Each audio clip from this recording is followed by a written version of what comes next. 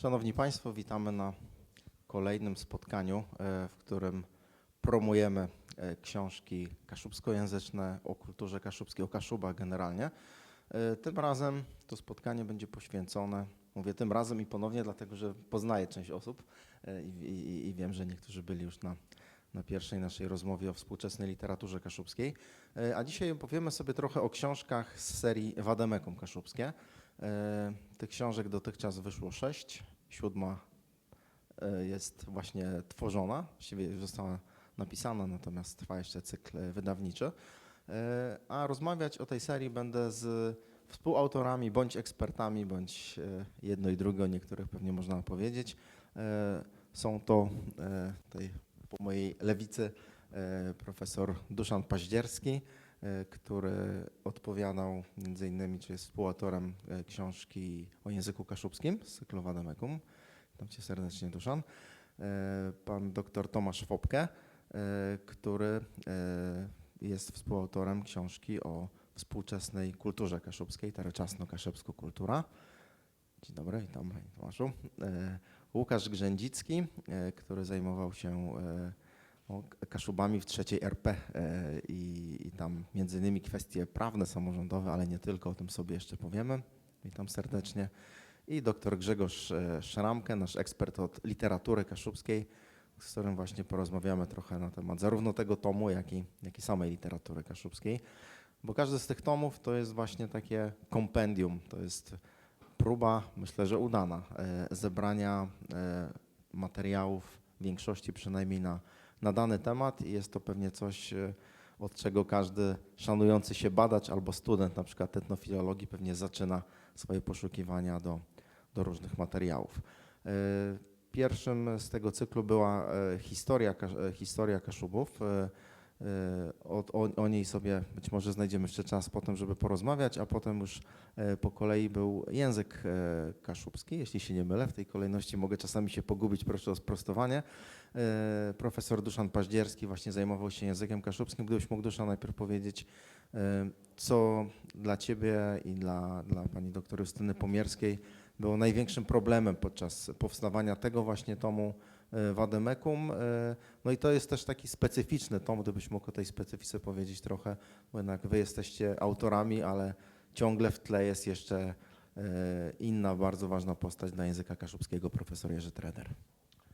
Tak, właśnie chciałem powiedzieć, że nie było tak dużo problemów w tworzeniu tej książki, dlatego że przed śmiercią w 2014 roku profesor Treder już wypracował koncepcję całej książki i można powiedzieć, że zostawił nam jako spadek, żebyśmy tą książkę dokończyli, bo wiedział, że już mu się nie uda.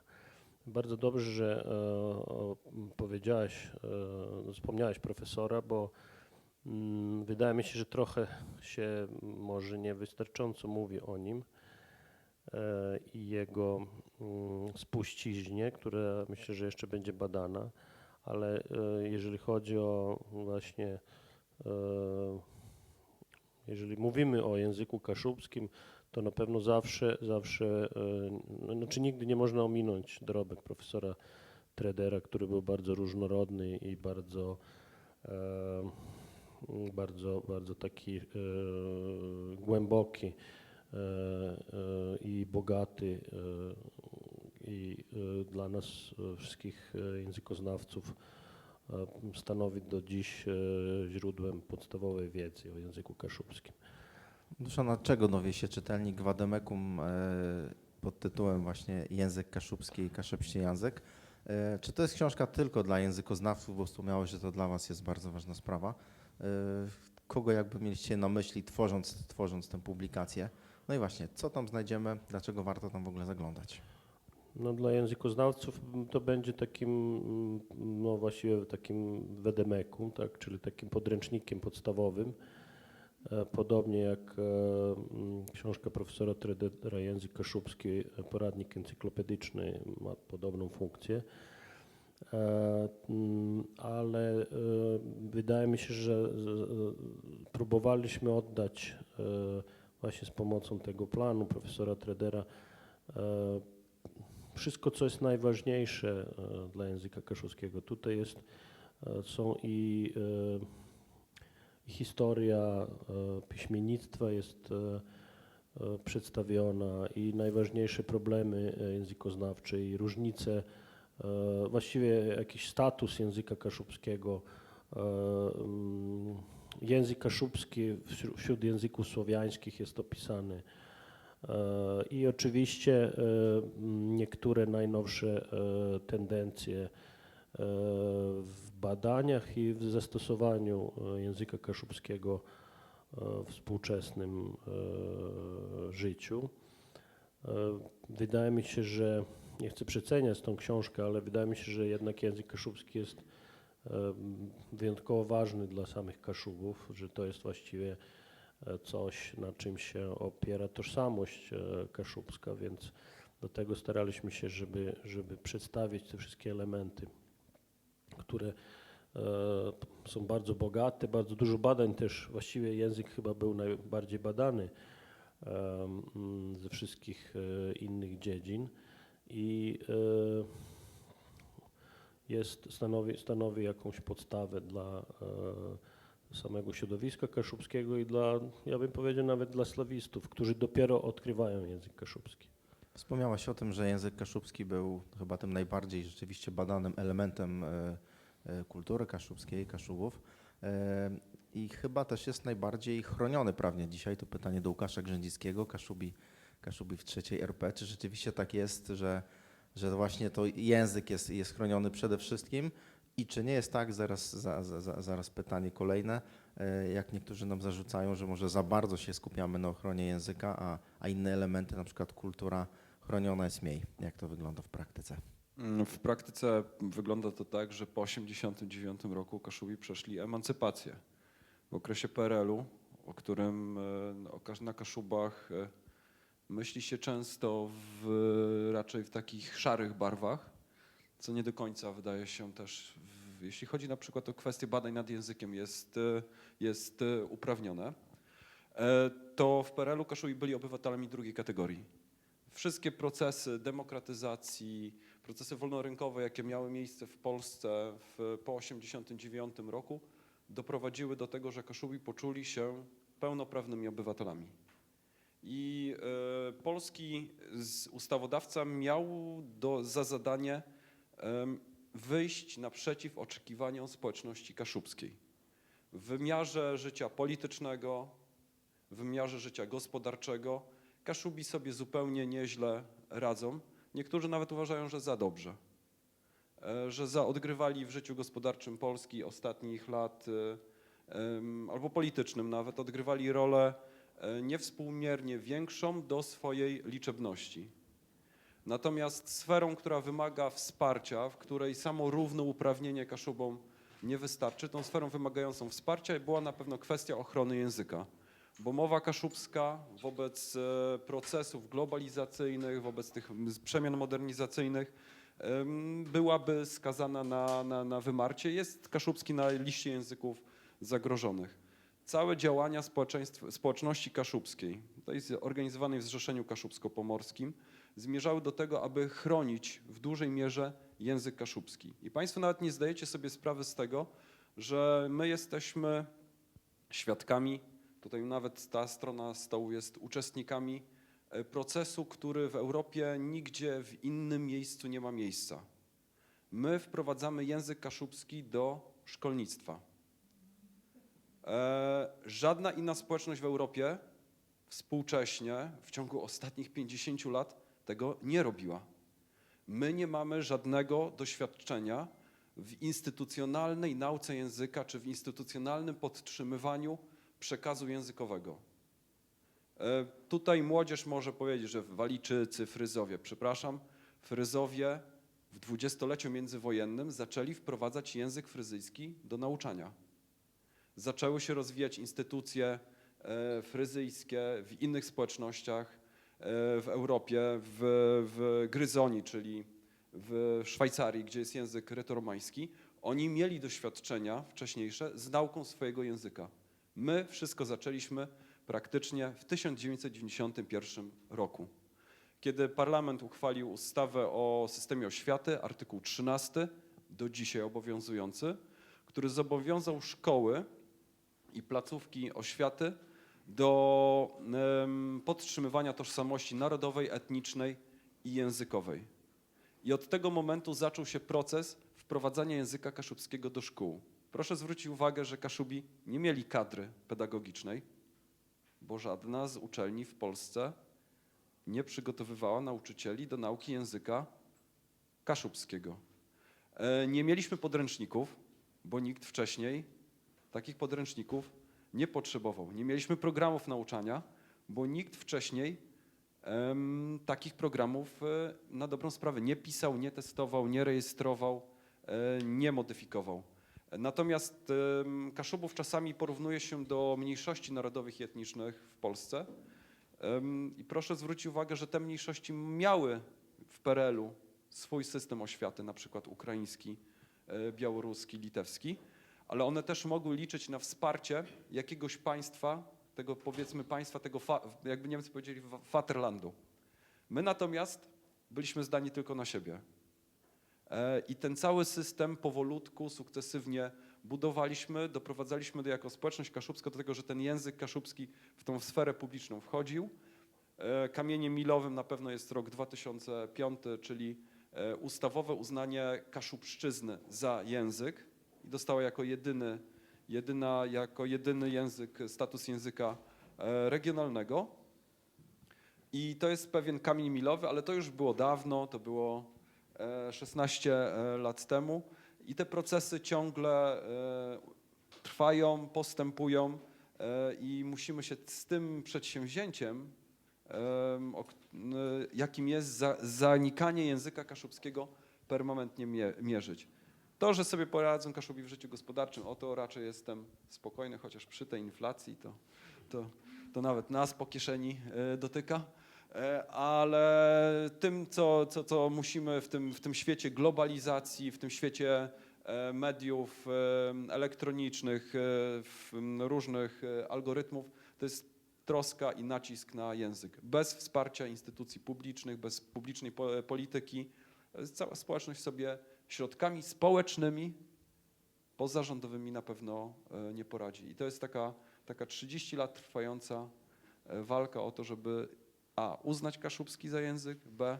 mógł funkcjonować w życiu publicznym i w szkole. Dziękuję. Witamy. W międzyczasie przybyli do nas pani profesor Adela Kulik-Kalinowska i pan profesor Daniel Kalinowski, autorzy jednej właśnie z książek z cyklu Vademecum, literatura kaszubska Rekonesans. Prosimy o zajęcie miejsc, a w międzyczasie poprosimy pana Grzegorza Szramkego, żeby nam powiedział, dlaczego taka ważna i potrzebna Kaszubom była właśnie taka książka, takie kompendium wiedzy o literaturze kaszubskiej. Trzeba na początek powiedzieć, że to nie pierwsza książka o literaturze kaszubskiej, nie pierwsza książka, która próbowała, że tak powiem, ogarnąć tę literaturę, zamieścić.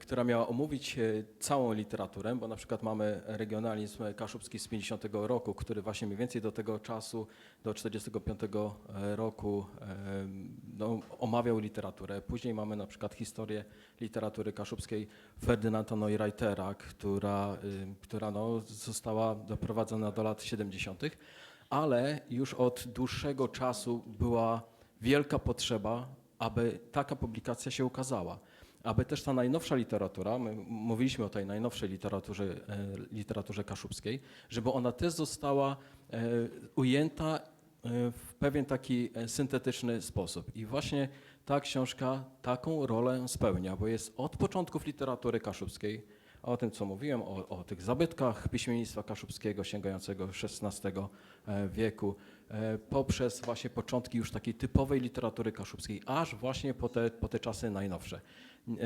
Doprowadzone właściwie do czasu wydania tej książki.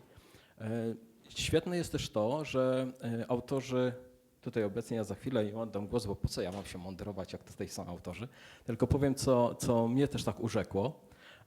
to, że z jednej strony jest chronologia, a z drugiej strony jest to tematyczne takie pogrupowanie. Tutaj na przykład mamy teatr z pewnego okresu, taki, mamy też na przykład pisarzy tak zwanych ludowych. Także tu właśnie w taki sposób to zostało przedstawione i to jest też świetne. I zanim oddam głos jeszcze, to jeszcze tylko powiem, że jako osoba mająca zajęcia z literatury kaszubskiej na etnofilologii kaszubskiej, na podyplomowych studiach nauczania kaszubskiego na Uniwersytecie Gdańskim, jest to jedna z podstawowych lektur dla studentów. I już oddaję mój głos. Łukasz jeszcze chciał coś Tu- dodać, tylko krótko Darek proszę. pytał o genezę, dlaczego wydajemy to Wedemekum. Geneza jest prosta. W 2000 mniej więcej 12-13 roku doprowadziliśmy do zmiany przepisów i wprowadzono takie rozwiązanie, żeby dzieci, które uczą się kaszubskiego, też uczyły się historii regionu. To jest jako odrębny przedmiot. My oczywiście nie mieliśmy kadry pedagogicznej do nauki historii regionu i te uprawnienia do nauczania języka kaszubskiego, jakieś też tej historii regionów, nadaje Zrzeszenie Kaszubsko-Pomorskie. Nauczyciele przychodzą do zrzeszenia na egzamin i muszą się pochwalić albo wykazać odpowiednią wiedzą, żeby móc uczyć nasze dzieci języka i historii. Problem polegał na tym, że ci biedni nauczyciele nie mieli syntezy historii, syntezy wiedzy o języku i dlatego od 2014 roku wydajemy im tę syntezę, żeby nie musieli za dużo tych książek czytać. Nie? Oni też nie lubią grzebać, szukać i tak dalej. Mają wszystko w jednym miejscu. Proszę bardzo, jak pani opanuje te Wademekum i jeszcze troszeczkę, to ma pani szansę zaliczyć egzamin i będzie mogła pani uczyć dzieci w szkole. Na trzy. Ale to nie jest oczywiście tylko dla nauczycieli. Przejdźmy właśnie teraz już do pytań do autorów tego tomu o literaturze, bo to myślę nie możemy nie wykorzystać takiej okazji.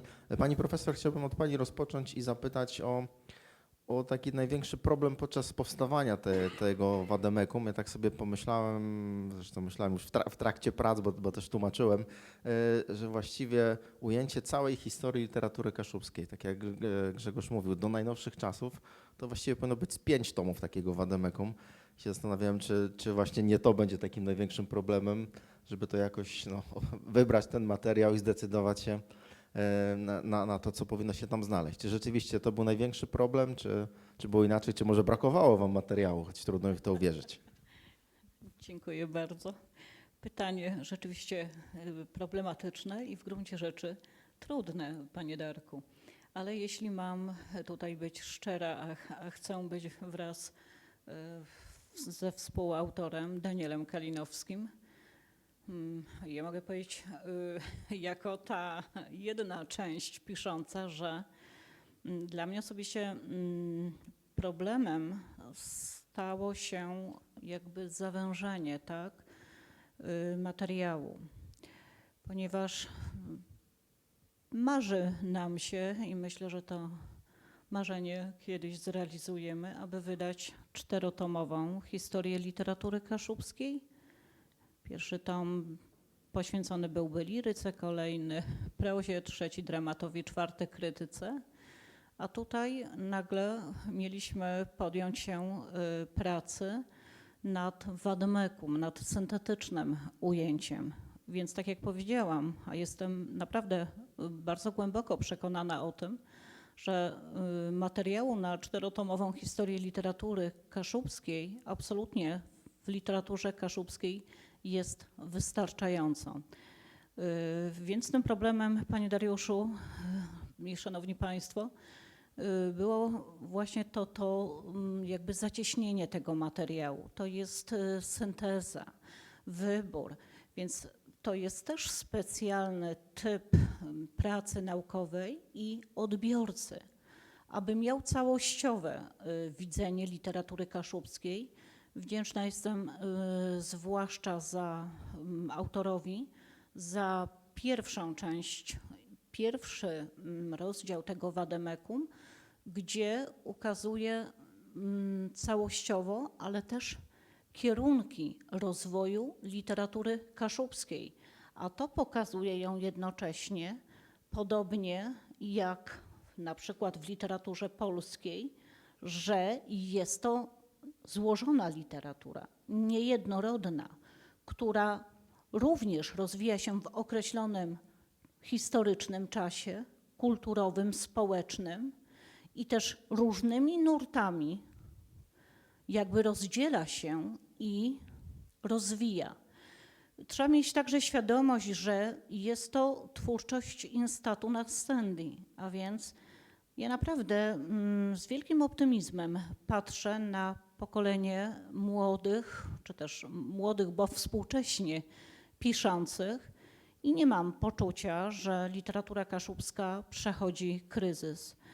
No, życzmy jej, aby tak samo albo i jeszcze dynamiczniej rozwijała się. Jest dobrze, na pewno nie jest źle, jest dobrze. Chyba troszeczkę, panie Darku, już się tutaj rozgadałam, to może Oddamy głos na chwilę panu profesorowi. Tutaj już domyślam się, że będzie odpowiedź podobna, ale może się mylę, jeśli chodzi o ten właśnie wybór tego materiału, który powinien się znaleźć. Ale właśnie a propos tego pierwszego rozdziału, bo to rzeczywiście też jest istotne, tu w końcu padają pewne definicje, na które czekaliśmy i na którym nam jako i literatom, i osobom, które czytają literaturę, zależało. Definicja literatury kaszubskiej jako literatury kaszubskojęzycznej w końcu jasno, wyraźnie jest tutaj wypowiedziana. Tak przynajmniej mam wrażenie. Ale też taki podział, gdzie mamy właśnie też informacje o tym, że mamy w kaszubskiej literaturze romantyzm, pozytywizm i o tym też się nie mówiło za bardzo, przynajmniej nie tak często chyba, nie tak wyraźnie.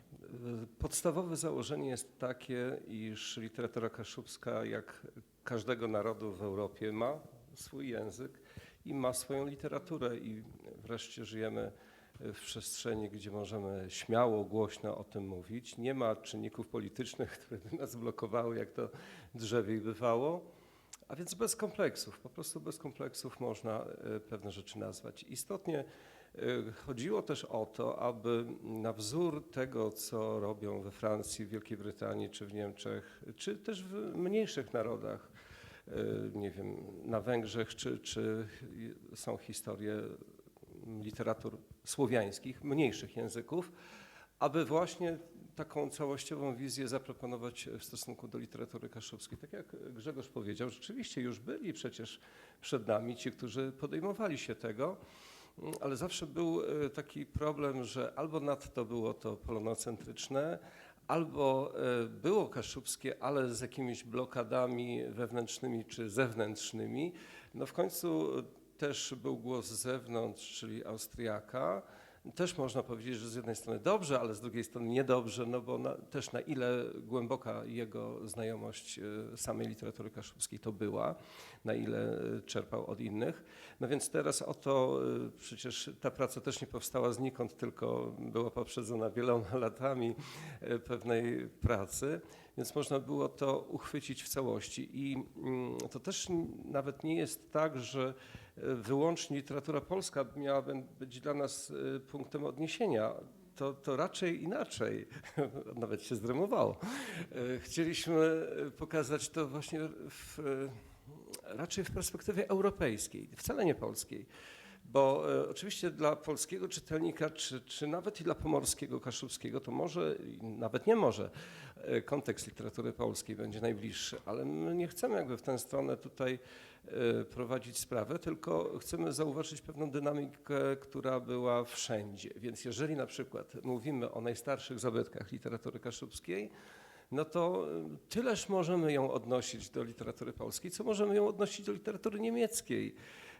Zjawiska reformacji są w ogóle ogólnoeuropejskie, ogólnoświatowe, a nie wyłącznie w odniesieniu do przestrzeni Pomorza. A więc to już był taki dla nas sygnał, że można opowiedzieć o kształtowaniu się języka kaszubskiego w takich dawnych dowodach, bo to znowu może się przyjęło, że to reformacja, natomiast jeżeli popatrzymy na kwestię, iż przysięgi, najstarsze przysięgi, które składali mieszkańcy Kaszub, dzisiejszych Kaszub, ale tych także Kaszub, które dzisiaj są tylko historycznie, natomiast mówię tutaj o Pomorzu Zachodnim, gdzie były rody, które posługiwały się bardzo specyficznym językiem. No właśnie, nie wiadomo tak do końca, językoznawcy będą się pewnie kłócić, czy to już był kaszubski, czy to był protokaszubski, czy to był staropolski, czy średniopolski i tak dalej. W każdym razie oni składali także nie życzenia, tylko przysięgi w swoim, można powiedzieć, języku, a więc to już wiek XIV, a więc jeszcze przed reformacją. I teraz jak popatrzymy dalej, to ktoś złośliwy mógłby powiedzieć, no cóż to jest za wielki nurt literatury, na przykład romantycznej kaszubskiej, jeżeli mamy tak naprawdę jednego przedstawiciela. To prawda, jest jeden, ale za to jaki? Jeden, który zrobił i teksty etnograficzne, które są raz bardziej naukowe w stylu, powiedzielibyśmy, naukowym, raz w stylu etnograficznym. Jeszcze w innym momencie podpadają pod coś, co można nazwać dramatyzacją. To jest autor, który jednocześnie potrafił zrobić dialog literacki, a więc zbudować wyrafinowany tekst. A więc nawet jeżeli to jest jeden, Florian Cejnowa, to już wystarczy, abyśmy mogli mówić o nurcie romantyzmu na Kaszubach, bo to był inny romantyzm niż galicyjski, niż na terenach Litwy. Jak popatrzymy na Cejnowę, na jego też i rewoltę duchową, wewnętrzną, to zupełnie niesamowita postać. Myślę, że gdyby żył w naszych czasach, to połowę życia by spędził w więzieniu, ale w bardzo różnych więzieniach, chcę powiedzieć, nie tylko jednego narodu, w różnych narodach by siedział, bo takie rewolty miał w sobie. No i teraz idąc dalej, to oczywiście pozytywizm. Ja tylko wtrącę, że tak w swoich czasach też w końcu siedział, też był skazany siedział, na karę tak, śmierci. tak. Więc. Ale dzisiaj to myślę, że był w więzieniu polskim, rosyjskim, niemieckim, na pewno w tych 3 więzieniach, a wtedy był tylko wyłącznie w pruskim. Więc...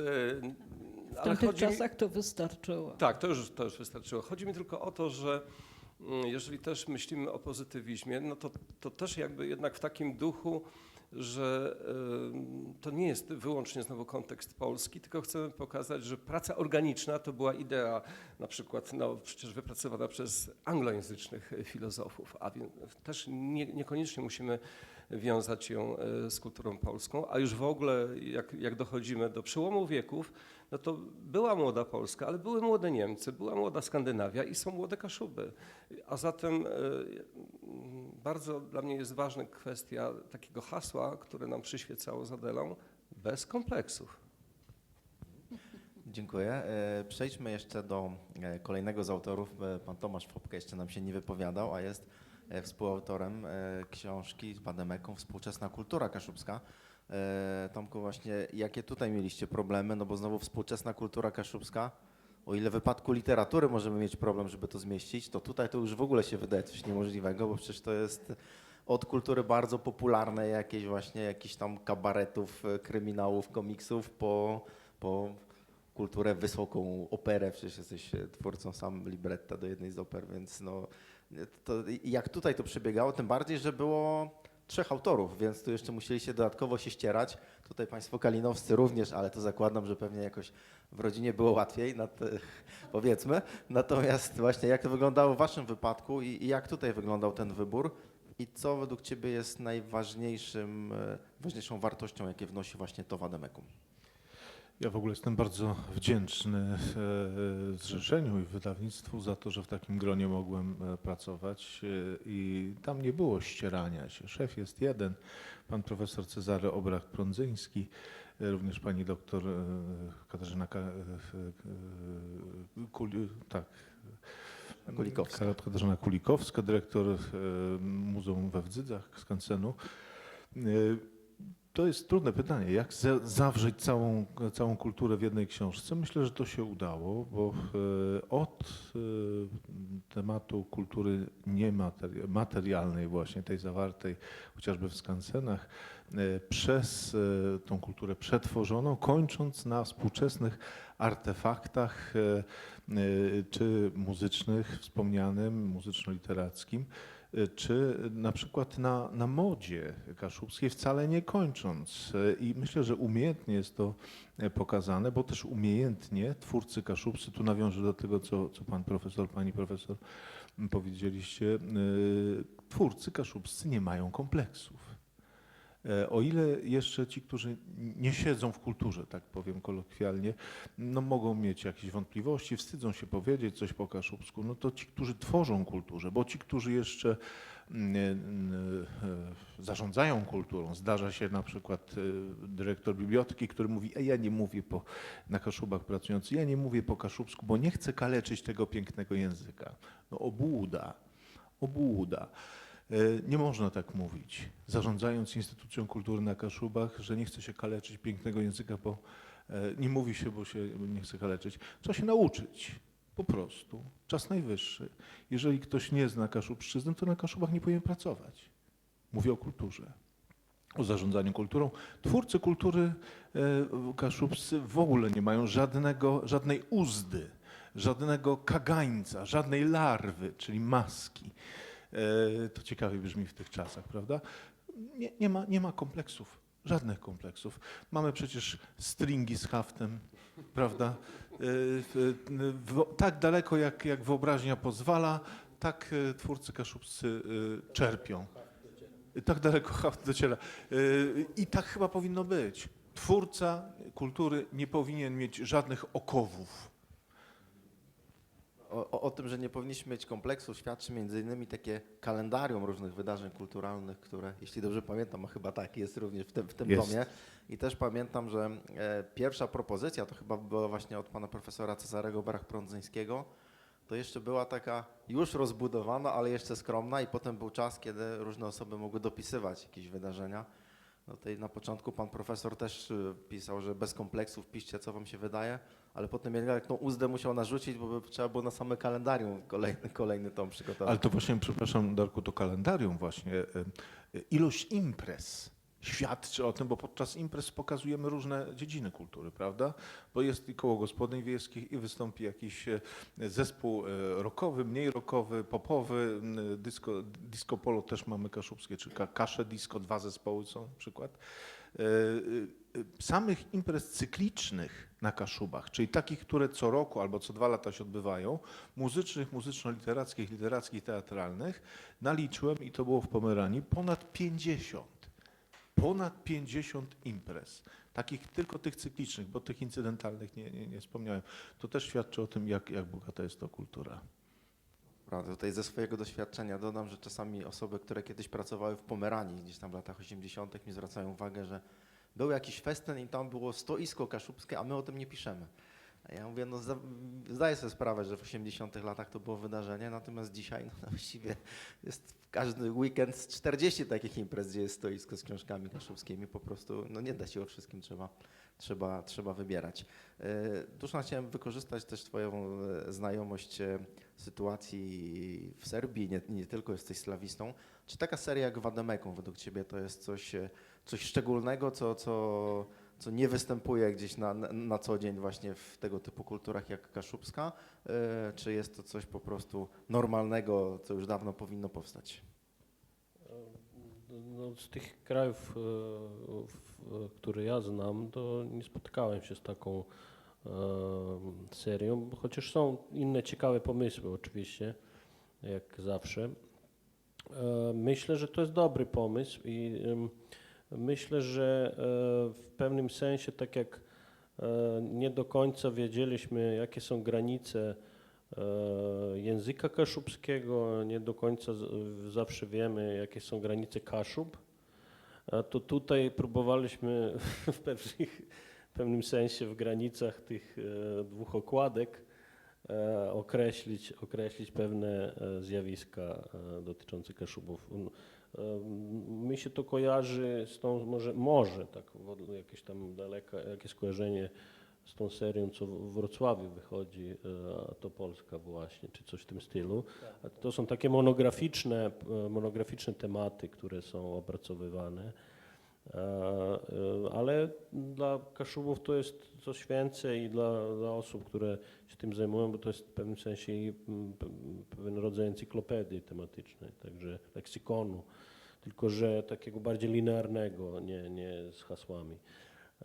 Więc myślę, że to jest na pewno bardzo, dla Kaszubów to jest bardzo ważna rzecz, ale wydaje mi się, że znaczy ja dzisiaj akurat jakiś artykuł pisałem i no tutaj sam zapomniałem o niektórych rzeczach, które pisaliśmy, więc mogłem sam siebie zacytować, co jest bardzo wygodne. Bardzo ciekawą rzeczą jest, o której pozwolę sobie wspomnieć, fonografia kaszubska. Ona pokazuje, jak rozwinęła się muzyka, czyli jedna z dziedzin zależna od języka kaszubskiego, bo nie ma muzyki kaszubskiej bez języka. Fonografia kaszubska, jak myślicie Państwo, ile znajdziemy kaset, płyt, pocztówek dźwiękowych z lat 70., tych plastikowych takich, które można było na adapter założyć i współczesnych pendrive'ów? Ile jest takich nośników oryginalnych, wydanych? Ponad 300. Ponad 300. Od lat 70. począwszy, kiedy były, to ze Związku Radzieckiego przyszła taka moda na takie plastikowe z rowkami pocztówki dźwiękowe. Jest mój tata i Queza nagrany przez zespół Kaszuby z Kartus Kapelle jeszcze wtedy. Jemio Rebok też wtedy jako ludowa piosenka. Potem się okazało, że są autorzy, znamy ich nazwiska. Potem doszły kasety magnetofonowe i od lat 90. już płyty różne i te wideo również i DVD potem, a ostatnim hitem i mamy na ten, jedno dzieło jest zarejestrowane, ale za to z zakresu muzyki wysokiej z tej kategorii, czyli duże dzieło 8 pieśni z Księgi Kocheleta Anny Rocławskiej-Musiałczyk. To jest na orkiestrę, na solistów, na instrumenty ludowe. W tym ciekawy jest instrument taki ze wschodniej kultury i jest oczywiście bazuna kaszubska i to jest na pendrive'ie, bo tam jest też obraz. Także to jest tylko próbka, wyimek tego naszego całego bogactwa. Pani profesor? Chciałam dodać, że w zasadzie nie znam tradycji kulturowej innej, która miałaby takie wademekom w swoim dorobku. Więc to pokazuje naprawdę taki progresywny, bardzo dobry rozwój kultury kaszubskiej. Łukasz, ty wspominałeś o tych początkach. Spodziewałeś się, że to wademekum aż tak się rozrośnie, bo oczywiście teraz łatwo można mówić, że wszystko przewidzieliśmy, wiedzieliśmy, że nauczyciele będą potrzebować, ale nie było tak, że raczej myśleliście historia, język, czyli te właściwie podstawowe kategorie, które były nauczycielom potrzebne, a reszta jakoś już wyniknęła z rozpędu, czy to jest zaplanowana akcja? Ja jestem trochę zaskoczony, że to już teraz w produkcji jest siódmy tom, ale muszę tu autorów zmartwić. Wasze publikacje już są zdezaktualizowane. Rzeczywistość na Kaszubach zmienia się bardzo szybko. To na pewno samych badaczy też zaskakuje i powinni być tego świadomi, jak tutaj galopuje ta rzeczywistość.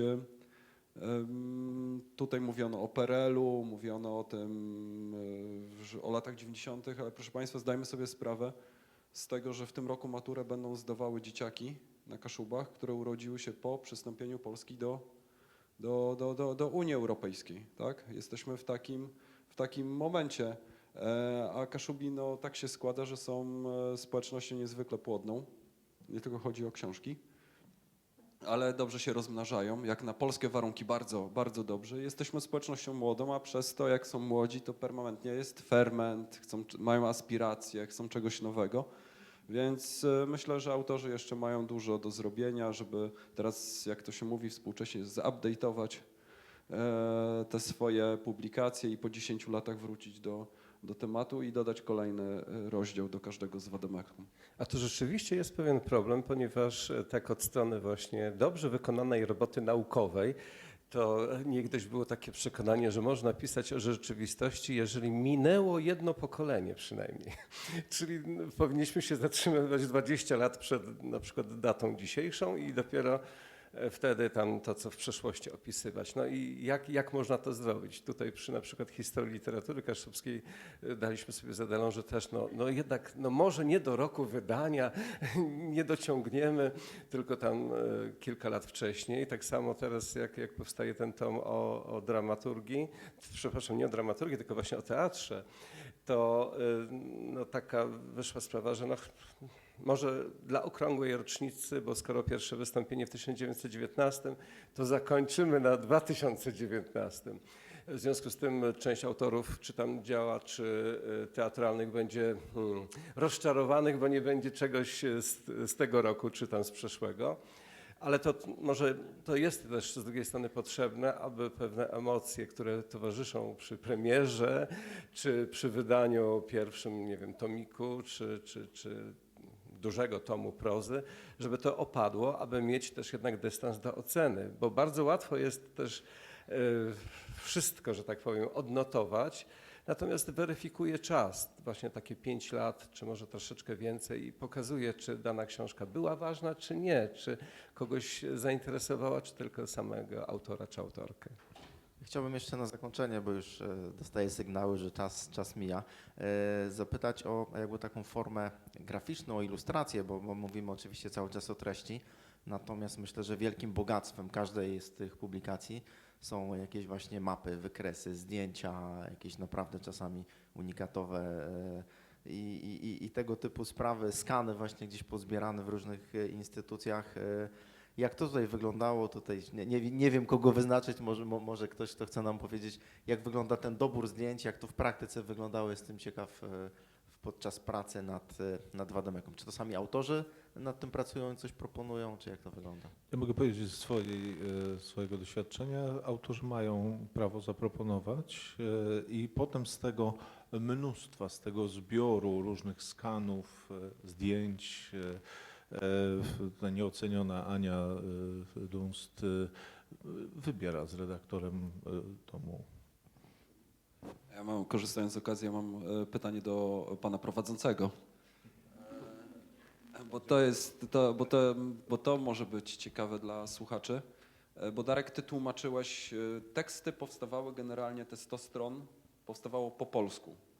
A ty tłumaczyłeś to na język kaszubski, bo Wademekum jest po polsku i ten tekst sam, lustrzanie odbity, jest po kaszubsku i to jest też cecha tego Wademekum, tak? Jesteśmy w regionie, gdzie używa się 2 języków i chcemy, żeby ci, którzy być może jeszcze po kaszubsku nie najlepiej czytają, żeby przynajmniej sobie porównywali, jak to jest. Ale tym twórcą tego tłumaczenia na język kaszubski, można tak powiedzieć, jest Darek Majkowski. Czy nie miałeś problemów ze słownictwem? Nie? Ależ skąd? Nie no, oczywiście to są trudne teksty do tłumaczenia na ogół. To jest jednak taki język naukowy bądź popularno-naukowy. Chociaż tutaj muszę przyznać i publicznie mogę powiedzieć, że najtrudniej tłumaczyło mi się o dziwo właśnie nie wcale takie teksty historyczne czy polityczne, bo tych się bałem najbardziej, ale literaturę kaszubską. Dlatego, że zwłaszcza właśnie w opisach literackich tekstów bardzo dużo było jakichś na przykład synonimów, gdzie naprawdę miałem problem, że tam, gdzie są 4-5 synonimów, oddać to po kaszubsku i naprawdę czasami jedno zdanie mi kosztowało dwie bezsenne noce i grzebanie w słownikach. Jak to oddać, żeby też po kaszubsku miało to ręce i nogi? Więc rzeczywiście literatura kaszubska była bardzo, bardzo dla mnie wymagająca jako dla tłumacza. Dlatego bardzo się bałem tego tomu o teatrze, panie profesorze, ale już jest łatwiej. Może już po prostu trochę to słownictwo opanowałem. Ja też się bardzo dużo uczę przy tych tłumaczeniach. To też jest Ja prawda. chcę tylko powiedzieć, że już teraz się wystawiam do bicia, ponieważ a propos ilustracji, niektórzy z aktorów czy z zespołów przysyłali mi 20 zdjęć, 30 zdjęć, a ja mówię, ale ja chcę jedno. No i już są wszyscy obrażeni, że jak to? To my tyle lat robimy teatr, a wy tylko jedno zdjęcie opublikujecie, Pani Aniu. Nie róbcie sceny. Proszę zrzucić wszystko na wydawcę. Bardzo dziękuję, proszę Państwa, bo nasz czas minął. Wiem, że pewnie niedosyt, bo bardzo wielu gości nam się zebrało i autorytetów przy jednym stole i na każdego przeznaczyliśmy zbyt mało czasu. To jak z tymi zdjęciami do Wademekum. Bardzo Państwu dziękuję za przybycie, za podzielenie się swoimi uwagami. Dziękuję tym, którzy nas wysłuchali. I zapraszam jeszcze jutro o godzinie 11 będzie kolejny z takich paneli dyskusyjnych poświęconych książkom związanych z Kaszubami. Będzie to promocja książki Gniazdo Gryfa, jeśli dobrze pamiętam. Jutro o 11. Dziękuję bardzo.